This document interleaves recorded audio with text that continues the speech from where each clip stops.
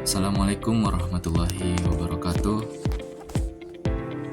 Perkenalkan, nama saya Dian Triananta dari Universitas Islam Negeri Sumatera Utara, semester 1, Fakultas Dakwah Komunikasi, jurusan Komunikasi Penyiaran Islam. Di sini saya akan menjelaskan sebuah PPT tentang perbedaan hadis sahih dan hasan. Saya hormati Bapak dosen pengampu, yaitu Bapak Haji Muhammad Iqbal Abdul Muin, LC.MA, dan yang saya banggakan teman-teman semuanya. Ini adalah profil saya dari KPIC semester 1 di Universitas Islam Negeri Sumatera Utara. Sedikit penjelasan tentang hadis, yaitu dalam ilmu hadis terdapat beberapa kategori yang digunakan untuk menilai kualitas sebuah hadis. Dua di antaranya adalah hadis sahih dan hadis hasan. Di sini saya akan menjelaskan mengenai perbedaan keduanya, pandangan para ulama serta fungsi masing-masing.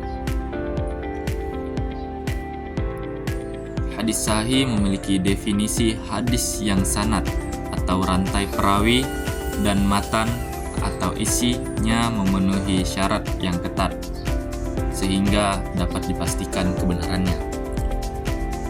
Tentang pandangan para ulama tentang hadis sahih ini, Imam Bukhari dan Imam Muslim, mereka mengutamakan hadis sahih dan hanya menerima hadis yang memenuhi standar ketat. Hadis hasan diterima tetapi tidak dengan kekuatan yang sama. Fungsi dari hadis sahih yang pertama yaitu digunakan sebagai dasar hukum syariat yang kuat, dan yang kedua menjadi rujukan utama dalam masalah akidah, ibadah, dan muamalah, dan yang ketiga dapat membentuk hukum yang lebih kuat karena keautentikannya. Sedangkan hadis hasan memiliki definisi hadis yang sanad dan matannya baik, tetapi ada beberapa kelemahan minor dalam kualitas perawinya. Meski tidak sekuat hadis sahih, hadis ini masih bisa diterima. Dan menurut pandangan para ulama, hadis hasan ini yaitu menurut Imam Ahmad dan Ibnu Hanbal, mereka menerima hadis hasan sebagai sumber hukum, meskipun sahih lebih diutamakan. Dan fungsi dari hadis hasan ini yang pertama dapat digunakan sebagai sumber hukum meskipun tidak sekuat hadis sahih.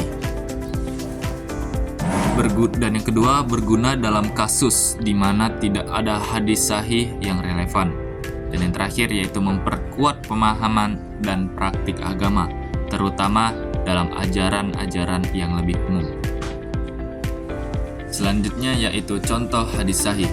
Pertama, hadis yang berbunyi, jika seseorang istri bersedekah dari harta hasil usaha suaminya tanpa perintah suaminya, maka bagi suaminya mendapat separuh pahalanya.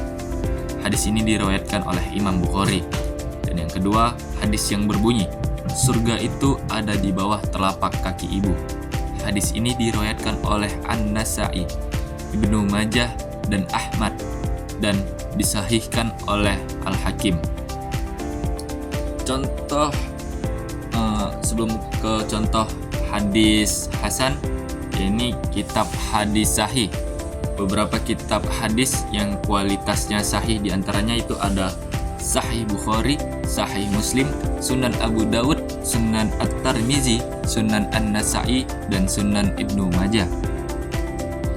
Masuk ke contoh hadis hasan. Hadis hasan yang membahas tentang mandi di hari Jumat, yaitu Rasulullah SAW bersabda, hak bagi seorang muslim mandi di hari Jumat, namun jika ia tidak memperoleh air pun cukup dengan mengusap wangi-wangian keluarganya. Hadis riwayat Ahmad. Kitab hadis hasan.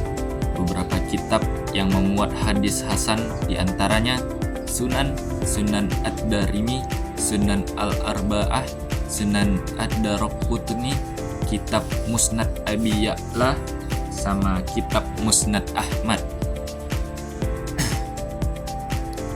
Dari kesimpulan tadi, baik hadis sahih maupun hasan memiliki peran penting dalam pengemban ilmu agama dan praktik sehari-hari umat Islam. Pemahaman yang benar tentang klasifikasi ini membantu dalam menentukan sumber hukum yang valid dan dapat dipertanggungjawabkan. Terima kasih banyak atas perhatiannya, dan setelah ini akan ada kuis 5 soal. Selamat mengerjakan. Assalamualaikum warahmatullahi wabarakatuh.